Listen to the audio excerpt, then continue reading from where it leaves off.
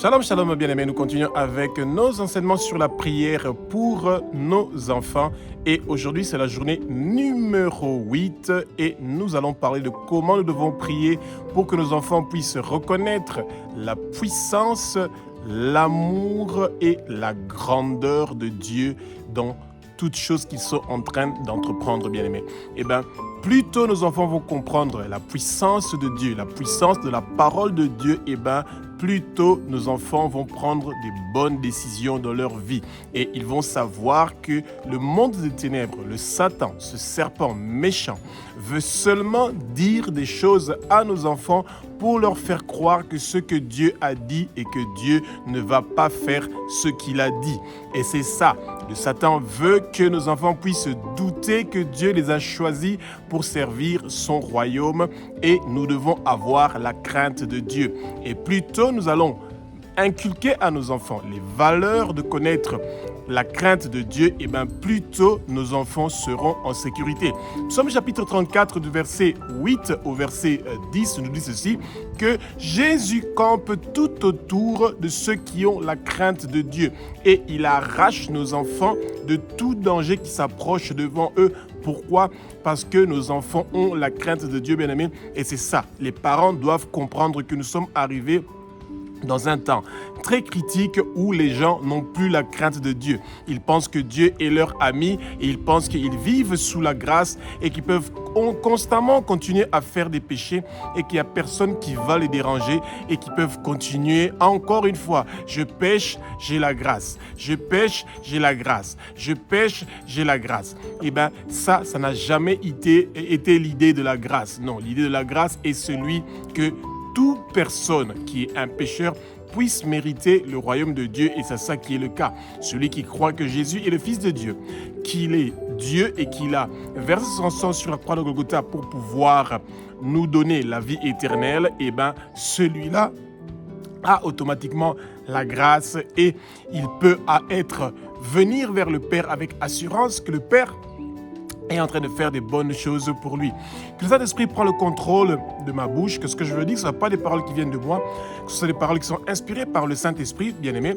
Les écailles vont tomber, les écailles de nos enfants vont tomber. Nous allons connaître la vérité et la vérité va nous affranchir, bien-aimé. Que les oreilles de nos enfants s'ouvrent, que nos oreilles s'ouvrent, bien-aimé.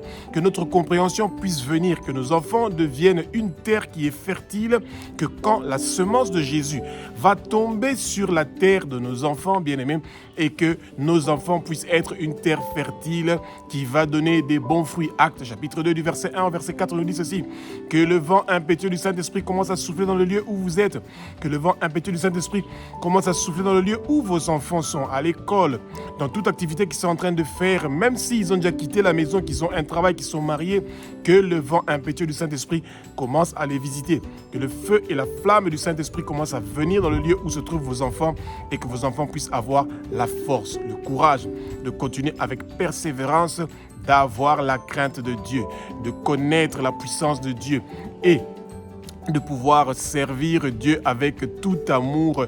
Dieu est amour. Et il veut absolument que nos enfants puissent comprendre que même s'il y a d'autres gens qui rejettent nos enfants, même s'il y a des amis, des collègues de classe ou de travail qui rejettent nos enfants, il y a toujours quelqu'un qui nous aime. Celui qui a envoyé son Fils unique et bien-aimé, Jésus-Christ de Nazareth, pour mourir une mort horrible sur la croix pour que nous puissions recevoir la vie éternelle. Son nom, c'est Jésus, bien-aimé. Et nous savons que maintenant, le Seigneur est avec nous. Il est avec nos enfants. Et nous devons avoir confiance que Jésus est en train de faire des choses qui sont formidables et merveilleuses pour que nos enfants puissent avoir la vie éternelle. Quelle merveille, bien-aimés. Quelle joie. Le jour que nous allons être dans le royaume de Jésus de Nazareth et que nous allons nous retrouver avec nos enfants, qui seront plus nos enfants, mais qui seront nos frères et nos sœurs, et nous serons dans la joie. Alléluia. Marc chapitre 12, du verset 29 au verset 31, bien-aimés, Jésus-Christ de Nazareth nous invite, nous en tant que parents, ainsi que nos enfants, d'aimer Dieu en première position.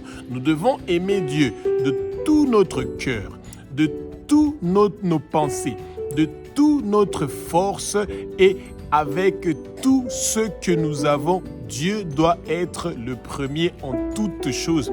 Plus tôt nous allons apprendre ça à nos enfants, que Dieu doit être en premier, bien-aimé, dans la vie de nos enfants, mieux les choses marcheront, bien-aimés. Et parce que nous aimons Dieu de tout notre cœur, de toute notre âme, de toutes nos pensées, de toute notre force, et bien de la même façon, nos enfants doivent aimer nous, les parents, de tout leur cœur, de toute leur force, de toute leur âme, de toute leur force. Et nous aussi, en tant que parents, nous devons aimer nos enfants de tout notre cœur, de toute notre force, de toute notre âme et de tous nos pensées. Et parce que nos enfants vont recevoir ces valeurs-là, eh ben, ils vont aussi aimer leur prochain de tout leur cœur, de toute leur force, de toute leur âme, de toute leur pensée. Et c'est ça, eh ben, l'amour de Dieu, la crainte de Dieu, l'amour de notre prochain, ces deux choses-là sont en train de couvrir tout ce que nos enfants doivent apprendre. L'amour de Dieu, l'amour du prochain. Et c'est par nos prières que nous allons réussir cette mission-là, d'inculquer l'amour de Dieu à nos enfants, d'inculquer l'amour des autres à nos enfants. Prions ensemble, Abba, notre Père qui est aux cieux, notre Dieu, notre Roi, au nom puissant de Jésus que toi tu as ressuscité des morts selon les Saintes Écritures. Nos enfants vont t'aimer, Jésus. Nos enfants vont avoir ta crainte, Jésus. Nos enfants vont aimer leur prochain. Nos enfants vont pardonner les péchés des autres. Nos enfants vont pardonner ceux qui les ont offensés, fait du mal, qui les ont promis quelque chose qu'ils ne l'ont pas réalisé. Nos enfants vont être bien avec tout le monde. Pardonne les péchés de nos enfants. Pardonne les péchés de nous les parents. Pardonne les péchés de nos ancêtres. Que tous les péchés que nos parents et nos ancêtres ont commis dans les générations passées, que tous les péchés générationnels, que tous les péchés ancestraux sont effacés par le sang précieux de Jésus. Et aujourd'hui, remplis nos enfants d'amour, remplis nos enfants de ta crainte, que nos enfants puissent savoir que toi, Jésus, tu es leur modèle, tu es le modèle de l'amour qu'ils doivent donner à nous les parents et aussi aux autres. Bien-aimés, en ce moment-ci, maintenant, Jésus veut que vous appreniez à vos enfants d'avoir la crainte de Dieu, d'avoir soif des choses d'en haut et non d'avoir soif des choses d'en bas. Vos enfants doivent vouloir développer une relation personnelle avec Dieu. Et c'est vous, en tant que parents, qui avez cette charge-là d'apprendre à vos enfants de développer une relation personnelle avec Dieu en mettant Dieu au numéro 1 de leur vie. Quand ils se réveillent, ils commencent par la prière, ils commencent par l'étude de la parole. Il n'y a jamais plus tôt que ça, bien-aimés. Quand ils ne savent pas encore lire eux-mêmes, vous lisez quelques versets pour eux le matin et vous priez ensemble avec eux. Quand ils reviennent de l'école, vous remerciez les Seigneurs qui sont partis, sont rentrés sains et saufs. Avant de dormir, vous lisez quelques chapitres, quelques versets avec eux et vous priez avec eux avant de dormir. Bien-aimés, ce que vous êtes en train de faire, vous investissez un temps pour montrer à vos enfants que Dieu est l'alpha de leur journée. Dieu est l'oméga de leur journée. Dieu est l'alpha de leur vie. Dieu est l'oméga de leur vie et que Dieu est le numéro 1 de toutes choses qu'ils sont en train de faire. Et c'est à nous les parents d'apprendre ces choses-là à nos enfants. Et c'est comme ça qu'ils vont avoir la crainte et l'amour de Dieu et de respecter sa puissance. Et parce qu'ils vont avoir la crainte de Dieu, eh bien, nos enfants vont aussi obtenir cette puissance qui est nécessaire pour que nos enfants puissent servir le royaume de Jésus de Nazareth. Alléluia. Marc chapitre 14, verset 66 jusqu'au verset 71 ou 71 pour ceux qui parlent le français, les Français. Eh bien, Jésus invite nous les parents ainsi que nos enfants à ne pas le renier comme l'apôtre Pierre l'avait fait, bien-aimé. Eh bien, rappelez-vous que l'apôtre Pierre avait dit à Jésus que lui, peu importe ce qui va arriver à Jésus, il ne va jamais renier Jésus-Christ de Nazareth. Bien-aimé, il y a des gens qui ont une mauvaise influence sur nos enfants et sur nous les parents. Une femme, encore une fois, une femme a vu l'apôtre Pierre et à 2 reprises, la femme a dit à Pierre, toi aussi tu es un Nazaréen, toi aussi tu t'accompagnes avec ce Jésus-là.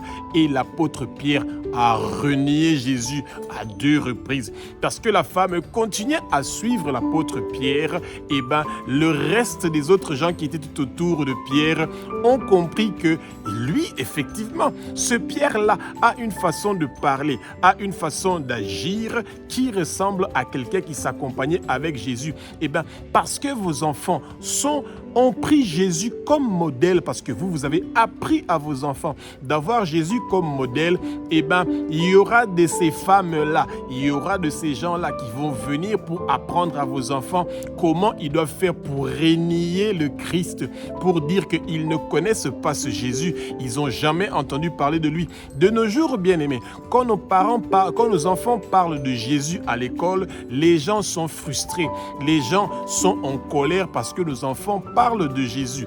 Eh bien, c'est ça, nous devons dire à nos enfants qu'ils doivent être fiers qu'ils appartiennent à Jésus-Christ. Regardez les enfants musulmans. Quand vous parlez de Mahomet ou de Allah, ou que vous parlez de l'islam, automatiquement, ils sont fiers de dire qu'ils sont musulmans. Les hindouistes, la même chose. Les kimbanguistes ou les catholiques. Et ceux qui sont les disciples de Jésus, pourquoi ils doivent avoir honte et ils doivent renier Jésus?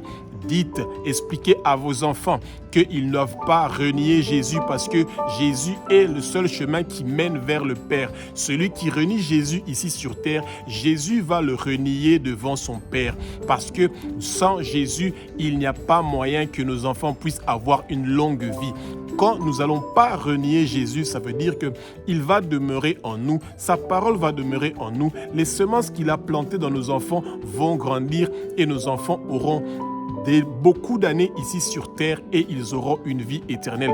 Et en tant que parents, nous devons veiller au développement de nos enfants, que nos enfants puissent avoir des valeurs chrétiennes, qu'ils puissent connaître la puissance qu'il y a en Dieu, qu'ils puissent connaître que Dieu veut être dans la sainteté, dans une maison qui est propre, dans un corps qui est propre, dans un corps qui refuse le péché.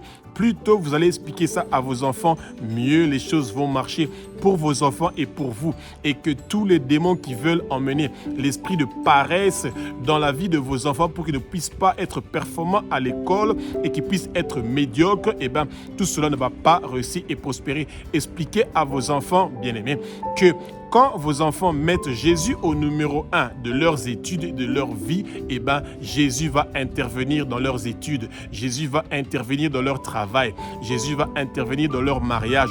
Jésus va intervenir dans tous les domaines de leur vie parce que ce Jésus-là, vous ne l'avez pas renié. Eh bien, imaginez-vous comment c'est très difficile de pouvoir vaincre la peur et la crainte. Même Pierre qui avait fait des miracles, il a chassé les démons, il a guéri les malades, mais quand le moment de la mort est arrivé, il a eu la crainte, il a renié Jésus, le Sauveur, le Christ. Pourtant, il était tous les jours avec lui. Et c'est pour ça que nous devons apprendre à nos enfants, peu importe ce qui arrive dans notre vie, eh ben, ils ne doivent pas renier le Christ parce que Jésus apporte la vie. Il a vaincu la mort sur la croix et c'est pour ça que nos enfants aussi ont vaincu la crainte, la peur, ils ont vaincu la mort. Nos enfants ne vont pas mourir, ils vont vivre et déclarer les œuvres de l'Éternel des armées et plus tôt nous allons mettre la bonne semence du Saint-Esprit dans nos enfants, mieux le résultat sera au nom puissant de Jésus-Christ de Nazareth. Alléluia. Bien-aimés, nos enfants sont en train de vivre des moments très difficiles. Ils sont en train de renier le Christ à cause des médias, à cause de la télévision, à cause des réseaux sociaux, à cause des amis, à cause des mauvaises influences, à cause du divertissement, à cause du sport. Les matchs de Real Madrid et de Barcelone sont en train d'occuper nos enfants. Eh bien, toutes sortes de divertissements, Jeux olympiques, Coupe du monde, Coupe d'Afrique, eh bien, les compétitions se succèdent. Chaque fois, ils sont en train d'emmener des divertissements pour nos enfants, pour que nos enfants ne puissent pas chercher les choses d'en haut et qui continuent à être intéressés par les choses d'en bas. Bien aimé, le sport et la musique, la danse, toutes sortes de divertissements, eh ben, ce sont des choses qui sont en train de distraire nos enfants et cette distraction-là peut emmener des grands problèmes dans notre vie, bien aimé, parce que le Seigneur nous demande de chercher les bonnes choses. Le Seigneur avait dit ça à Caïn. Il a dit, Caïn, tu ferais mieux de changer tes pensées avant que tu commettes le mal. Le péché est couché juste à côté de toi. Et c'est à nous les parents, aujourd'hui, maintenant, d'expliquer à nos enfants et de leur montrer l'exemple que nous avons besoin tous de ne pas être dans la distraction. Quand nous, les parents, chaque fois les enfants nous voient avec le téléphone, dans la voiture, téléphone, à la maison, téléphone, à notre travail, téléphone, et nous ne prenons pas un temps pour être dans la présence de Dieu, eh bien nos enfants n'apprennent pas les bonnes valeurs. Bien-aimés, c'est triste quand vous regardez même les gens qui partent à l'église et ils prennent leur téléphone, ils utilisent ça à côté de leurs enfants, avec leurs enfants. Les enfants voient comment les parents, que même à l'église, 2 petites heures seulement pour ne pas utiliser leur téléphone, eh ben, ils ne peuvent plus. L'addiction est arrivée à son apogée. Les gens partent sous la douche avec le téléphone. Ils partent à la toilette avec leur téléphone. Ils sont dans la voiture avec le téléphone. Dans le bus, partout. Ils sont dans la distraction. Nos enfants doivent faire très attention. Nous avons entendu qu'au Danemark, ils sont en train de retourner les études dans le non-digitalisation. Ils ont compris que ce qui était digitalisé, ils étaient en train de tout digitaliser, tableau électronique et tout, iPad pour les enfants et tout, ça allait beaucoup plus vite, mais les enfants ne savaient plus écrire, les enfants ne savaient plus calculer. Eh bien, nous devons prier pour que nos enfants ne soient pas perdus, bien-aimés, que nos enfants ne soient pas vides, des tonneaux vides, bien-aimés. Et quand vous ne mettez pas la parole de Dieu dans nos enfants seront perdus. Et c'est à nous les parents, peu importe le programme que l'école a décidé, peu importe ce que les amis de nos enfants ont décidé, vous en tant que parents, nous en tant que parents, nous avons la charge de prier pour nos enfants, pour que nos enfants puissent être dans la discipline, puissent être dans les valeurs chrétiennes, puissent connaître qui est Jésus, puissent donner leur vie à Jésus, puissent travailler pour l'avancement du royaume de Jésus, puissent être préparés à gagner les âmes. Vos enfants doivent être programmés à être ceux qui vont gagner les âmes pour le royaume de Jésus, à ne pas être dans les distractions, dans les discussions inutiles, dans les réseaux sociaux, entre les soi-disant hommes de Dieu qui sont en train d'avoir des discussions qui n'ont pas de tête et de pied, et ils ont oublié qu'ils doivent gagner les âmes pour les amener vers Jésus. Bien-aimés, nous avons 10 milliards d'habitants dans le monde entier, moins de 1 milliard qui ont reçu Jésus, et il y a plus de 9 milliards qui sont des non-croyants qui sont sur le boulevard pour partir en enfer, et nos enfants ne doivent pas faire partie de ces gens-là. Nos enfants doivent faire partie de cette minorité-là, de ce 1/4 qui est la terre fertile, où quand Jésus a planté sa semence, cette semence-là a donné un arbre qui a donné 30 fruits, 60 fruits, 100 fruits et plusieurs fruits qui vont être une bénédiction pour quelqu'un et pour les autres. Et c'est à nous les parents de prendre le temps de prier tôt le matin, entre 3h et 6h du matin. Préparons la journée pour nous et pour nos enfants, pour qu'ils puissent avoir le succès et la réussite dans toutes choses qu'ils sont en train d'entreprendre. Alléluia. Bien aimé, tôt le matin, entre 3h et 6h du matin, c'est le bon moment pour tout parent de dire: Abba, notre Père qui es aux cieux, notre Dieu, notre Roi, au nom puissant de Jésus, que toute distraction qui veut éloigner nos enfants de toi, notre Père qui es aux cieux, que toutes ces distractions-là quittent la vie de nos enfants, partent loin au fin fond des lieux arides, au nom puissant de Jésus de Nazareth. Tous les pouvoirs du monde de ténèbres qui veut distraire nos enfants à ne pas avoir la soif de Jésus-Christ de Nazareth, eh bien, que tous ces pouvoirs-là soient liés, enchaînés, déracinés de la vie de nos enfants et jetés au feu, au nom puissant de Jésus de Nazareth. Esprit de distraction, écoute la voix et les paroles de l'Éternel des armées. Quitte nos enfants, quitte notre maison, quitte l'école de nos enfants, quitte notre maison, pars au fin fond des lieux arides et ne retourne plus jamais. Au nom puissant de Jésus, bien-aimé, vous avez besoin de prier, de demander au Seigneur que l'esprit de distraction quitte nos maisons. Nos enfants sont engloutis. Que Jésus, que Dieu a resté des morts selon les Saintes Écritures, qu'il vienne pour nous délivrer, bien-aimés. Nous sommes dans des moments très difficiles. Regardez le temps que nous sommes en train de passer dans les réseaux sociaux, en train de chercher rien du tout.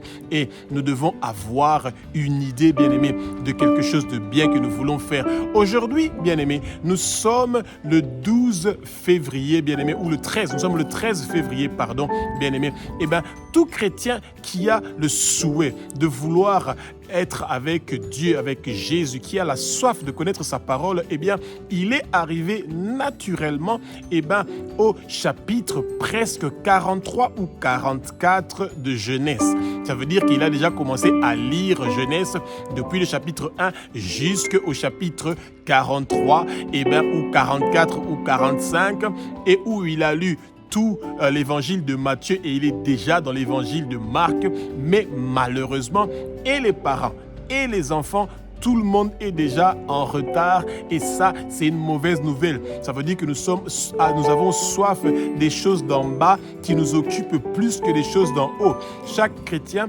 devrait avoir la détermination d'être assoiffé, de recevoir la parole des choses qui sont d'en haut, d'écouter la voix du Père.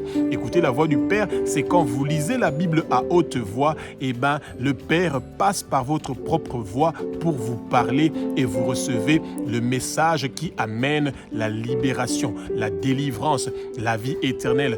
Votre nom est inscrit dans le livre de vie de l'agneau parce que vous vous êtes intéressé des choses d'en haut et non des choses d'en bas. Et quand ça devient difficile, quand nous sommes malades, quand nous avons des problèmes de finances, quand nous avons des difficultés, c'est ce même Dieu-là que nous ne voulons pas écouter. Nous ne voulons pas lire sa parole. Nous ne voulons pas prier. Nous ne voulons pas gagner des âmes, mais c'est lui que nous partons pour contacter, pour que nous puissions avoir ce dont nous avons besoin.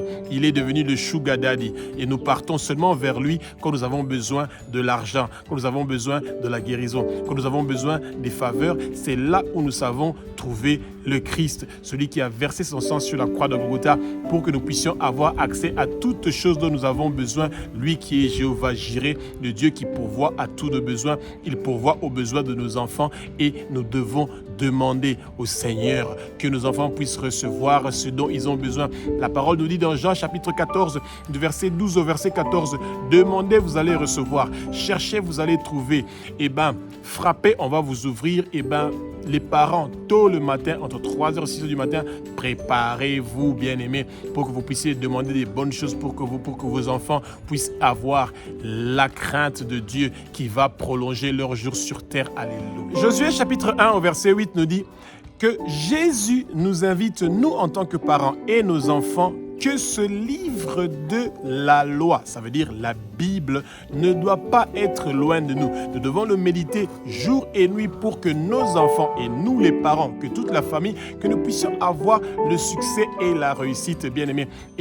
Nous, en tant que parents, aujourd'hui, nous avons échoué. Pourquoi? Parce qu'il y a beaucoup de parents, la majorité, le 3/4, qui ne lisent même pas un petit verset à leurs enfants avant de sortir. Ils font une prière très rapidement de 5 secondes avant de sortir de la maison. C'est un problème que nous avons, bien aimé. Nous voulons la protection totale de celui qui doit nous arracher du danger, mais nous ne voulons pas lui parler le matin. Quelle désolation qu'un père a de ne pas entendre la voix de son fils ou de sa fille avant que la journée commence. Jésus doit être l'alpha, il doit être l'oméga. Dès le matin, apprenons à nos enfants à remercier Jésus pour sa bonté, son souffle de vie, parce qu'il est un Dieu qui est grand, il est un Dieu qui est saint, et en ce moment-là, lisons en tant que parents, même 1 ou 2 petits versets à nos enfants. Ne pensez pas que nos enfants ne sont pas capables d'assimiler cela. Au contraire, nos enfants gardent ces informations-là. Et au moment opportun, le Saint-Esprit va faire rebondir ces paroles-là et vos enfants vous seront toujours reconnaissants que vous avez développé leur spiritualité, que vous avez contribué à leur crainte de Dieu, que vous avez contribué à leur reconnaissance de la puissance de Dieu, de la sainteté de Dieu et de l'amour de Dieu, parce que vous, en tant que parents, vous avez pris le temps d'apprendre vos enfants à connaître les Écritures, à connaître la parole, bien-aimés. Et c'est pour ça que vos enfants ne seront pas naïfs. Quand il y aura des gens qui voudront conduire vos enfants vers la perdition, vers des mauvaises influences, en tant que parents, vos enfants sont préparés. Ne laissez pas de la même façon que Pierre, à cause de 2 femmes qui étaient en train de dire que toi aussi tu es un Nazaréen, qu'il a eu peur, il a renié le Christ, que nos enfants ne puissent pas renier le Christ, que nos enfants puissent avoir la sagesse de prendre des bonnes décisions, celui d'avoir la crainte de Dieu pour que leur année sur terre soit prolongé. Et c'est ça que Jésus veut, que nous ayons des enfants qui sont prêts à se battre pour qu'ils puissent avoir le succès et la réussite. Et nous, les parents, comme nous connaissons que c'est ça qui est la clé de la réussite, cette clé de la réussite s'appelle Jésus, et préparons nos enfants. Bien-aimés, les temps sont difficiles. Ceux qui ne vont pas prier pour leurs enfants seront dans le regret. N'attendez pas quand les enfants ont des problèmes, ont des difficultés et ne réussissent pas à être performants à l'école ou à la maison, ils ne sont pas obéissants. C'est là que vous allez commencer à prier. Vous êtes en retard. La préparation commence dès maintenant. Chaque matin, prenez un petit temps de confier vos enfants entre les mains du Seigneur et quand vos enfants sont avec vous, apprenez-les à connaître la parole de Dieu qui va apporter un grand changement dans leur vie. Alléluia. Proverbe chapitre 10 au verset 27, Jésus-Christ de Nazareth, le roi des rois, le Saint des seigneurs, invite nos enfants à avoir la crainte de Dieu pour que leurs années sur terre soient prolongées et multipliées et qu'ils aient une belle vieillesse et ensuite ils vont avoir une vie éternelle. Et c'est la même chose que Psaume chapitre 34, du verset 8 au verset 10 est en train de nous dire « La crainte de l'Éternel augmente nos années sur terre. » Bien-aimés, en tant que parents, vous avez cette sagesse-là. Vous avez vécu beaucoup de choses et vous savez que la crainte de l'Éternel va amener un plus dans la vie de vos enfants. Leur nom sera inscrit dans le livre de vie de l'agneau. Ils vont manger de l'arbre de vie qui se trouve au milieu du paradis de Dieu et ils vont porter des vêtements blancs et leur nom ne sera pas effacé dans le livre de vie de l'agneau, bien-aimé. Et c'est pour ça que plus tôt vos enfants vont connaître le Christ, bien-aimé. Même si votre mari ne croit pas en Jésus, même si votre femme ne croit pas en Jésus, s'il y a un des parents qui croit en Jésus, la personne, le parent qui connaît Jésus peut déjà commencer à transmettre, bien-aimé, cette belle connaissance du Christ à nos enfants et vous allez voir le résultat qu'il y aura, bien-aimé. Les temps sont devenus difficiles. Le Satan se prépare à diviser les familles. S'il ne réussit pas à mettre un conflit entre le père et la mère, il va chercher à mettre un conflit entre les parents et les enfants et c'est là où il veut disloquer les familles. Il veut passer par quelqu'un de votre maison pour disloquer la famille, mais cela ne va pas réussir et prospérer.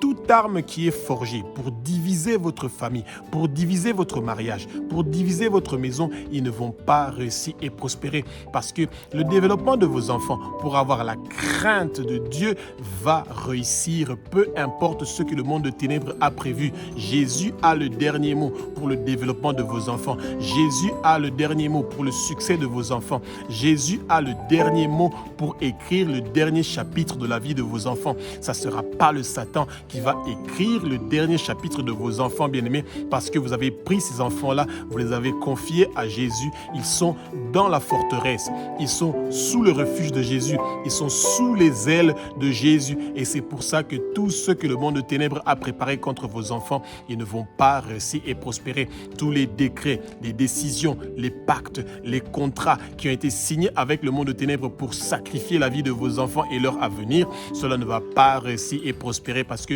Jésus vous donne la victoire. Et chaque matin que vous allez prier en tant que parent pour la réussite de vos enfants, pour que vos enfants puissent rester dans la crainte du Seigneur et que leurs années puissent être prolongées, Jésus va vous donner la victoire. Vous avez la victoire, vous avez le triomphe. Continuez, bien-aimés. Persévérez, ne vous arrêtez pas, même si on est en train de se moquer de vous, comme on s'était moqué de Pierre, que lui, et aussi il est un Nazaréen. Vous, bien-aimés, restez fidèles à Jésus. Persistez, persévérez, n'acceptez pas de recevoir de levain de tous ces pharisiens-là, de tous ces sadducéens-là, de tous ces hérodiens-là, de tous ces scribes et de tous ces gens qui sont dans le Sanhédrin qui veulent détruire votre vie et celui de vos enfants. Ils ne vont pas réussir et prospérer, bien-aimés, parce que vous avez la victoire. Jésus vous donne la victoire. Ceux qui veulent voir leurs enfants réussir demain, bien-aimés, ils doivent absolument avoir Jésus de leur côté, bien-aimés. Bien-aimés, rappelez-vous très bien, quand Israël était en train de souffrir en Égypte, tous les 10 fléaux qui étaient arrivés, bien-aimés, contre les Égyptiens, parce que Jésus était avec Israël, et bien dans le camp d'Israël, il n'y avait rien de tous ces fléaux-là. Ça veut dire que vous qui êtes le sel de la terre, vous qui êtes la lumière, quand vous priez avec vos enfants à la maison, tous les fléaux qui se passent dans le monde entier ne va rien faire contre vos enfants. Vous allez avoir toujours la victoire parce que vous avez choisi le bon maître. Vous avez choisi Jésus, le roi des rois, le Seigneur des seigneurs, celui qui vous protège contre toutes ces choses qui sont en train de détruire le monde aujourd'hui. Alléluia. Bien-aimé, Jésus a une bonne surprise pour beaucoup de parents qui pensent que Jésus n'existe plus. La politique, les politiciens, les gens qui sont élevés en dignité veulent nous faire oublier Jésus. Ils nous montrent les gens qui sont influents, les musiciens, les danseurs, les chanteurs qui ont des voitures, des avions, qui ont une vie luxueuse et qu'ils veulent effacer Jésus-Christ de Nazareth. Et bien aimé, vous avez vu Charlie Kirk qui a été assassiné aux États-Unis, bien aimé, et que parce qu'il parlait de l'avortement, eh ben, il y a des millions des enfants que leurs yeux se sont ouverts et qui se sont rendus compte que faire un avortement et faire un sacrifice et que c'est interdit.